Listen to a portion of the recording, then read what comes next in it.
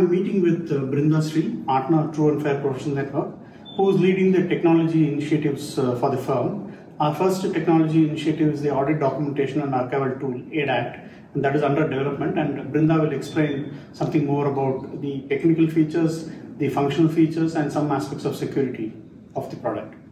Welcome, Brinda. Let's start with the technical features of ADAT. So can you just briefly explain the technical features on which ADAT is being developed? Yeah. So the tool is going to be a web-based solution hosted on the cloud. Yeah. If you have to outline the technical features of this tool, it is going to be a web-based platform hosted on cloud, and which will be the architecture in such a way that it is integrated with standard documentation management and collaboration tools and office automation tools, which the audit fraternity is already familiar with. It will be in Microsoft Word and Excel, or what is the cloud platform? The cloud platform is the Azure cloud service provider, Microsoft Azure, and the standard documentation management tool like SharePoint, which enables the collaboration and sharing of documents. And the SharePoint is anyway integrated with the office automation tools like Word, Excel, and presentations. Okay. What are the functional features of ADAT? How useful it will be for the auditors? Because we don't understand technology that much. Yeah. See, as you might have outlined the basic features of it in your earlier speech on True and Fair's service offerings.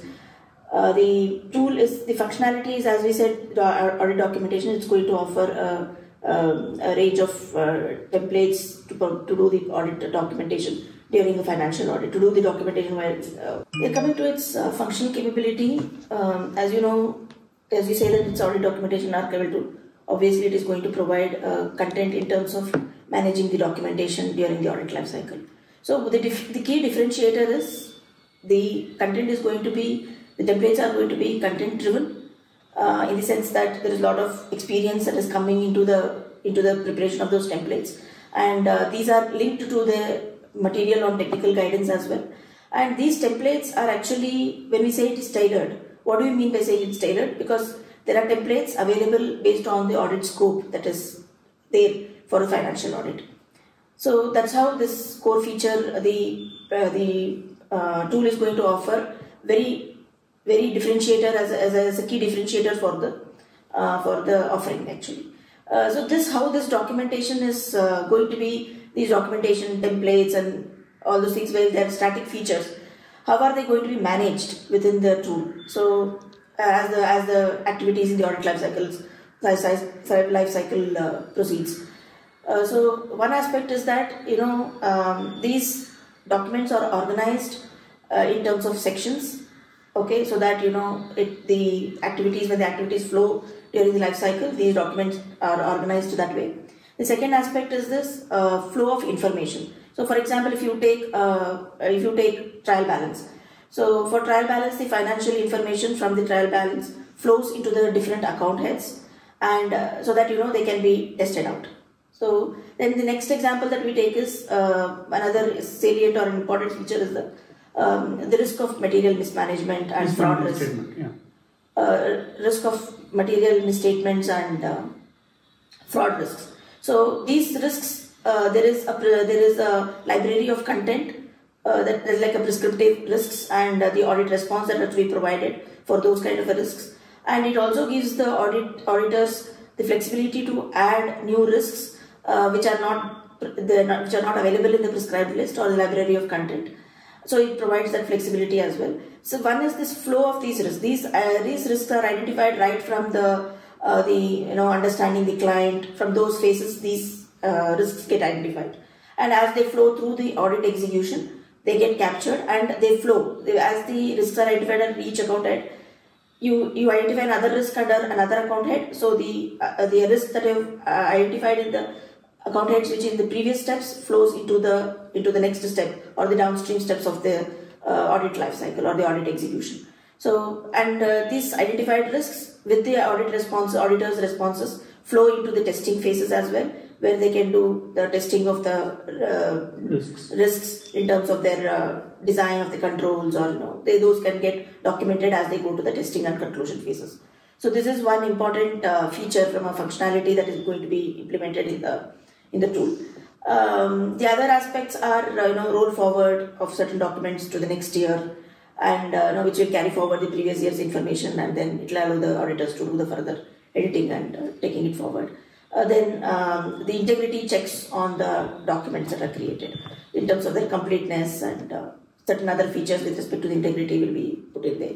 And then the archival stuff like that. So those are some of the other features. What about review notes and sign-offs? So that's an important aspect. Coming to these are the core features for in terms of the audit functionality itself, audit execution itself. This core set of functionality is supported by a well thought through onboarding and workflow management framework. Okay, when we say onboarding framework, it enables the onboarding of the audit firm by True and Fair, and then from there on the audit firm will take it forward in terms of onboarding a client, onboarding an engagement, onboarding their teams, and then allocating the work to the teams as you define as you define an audit engagement, or as you onboard an audit engagement, you allocate the work based on the team that is identified.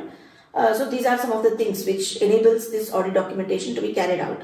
So this framework will enable the workflow management system as well, because while we define the audit team for an engagement, the preparers, reviewers will be set off, and so it can enable the preparer to edit and work on the files, and the reviewer to look into it, provide the sign-offs, provide the review notes, act on those review notes. The review notes will be tracked for closure as well, and then provide the sign-offs. So the sign-off is an important feature because that will be there in the integrity check for completeness verification as well, to ensure that there are no disparity in the sign-off dates between the preparer and the reviewer.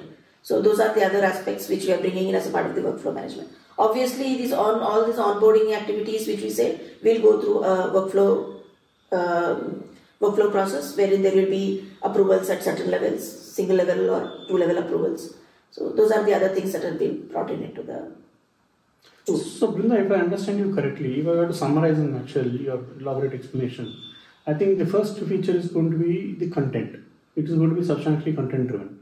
Second is there are going to be data flows in terms of certain critical things like a trial balance rolling into each account head, account balance and account head for testing. Second is the risk being captured right from the planning stage flowing into the actual testing stage and conclusion stage, so that integrity is also maintained. And we'll have the basic standard audit features like a reviewer, prepare, sign off, review note, compilation, preparation and closure monitoring, etc. And you are also talking about a file check integrity in terms of the completeness of the particular file as the archival happens. Yeah, that's good, Brinda. Yeah. So my next question is obviously on the security front. How secure will this ADAT environment be, and what are the security features which have been thought through? Yeah. See, when we say from an infrastructure perspective, we are leveraging the security features of the cloud service provider, that is the Azure security features. So when it comes to the user provisioning and stuff like that, there will be a multi-factor authentication for any user. And then, of course, the offboarding of the users in terms of the staff leaving the audit firm or something like that, attrition and all, they have to be taken care of by the audit firms. That is very important, that they have to take care of the offboarding.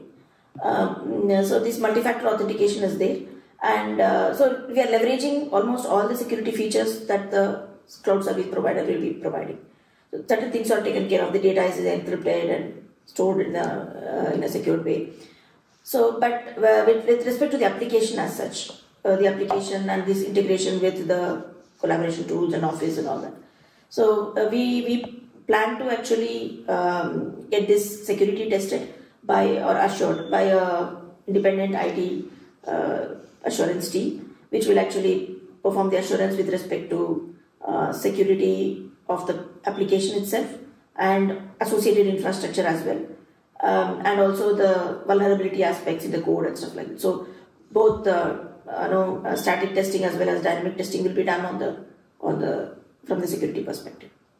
So if I host a data in cloud in this Azure platform, in the ADAT platform, can I copy it into my hard drive? And what about clients? Clients are very worried about information security. So how do we give a comfort to the client that our environment is secure?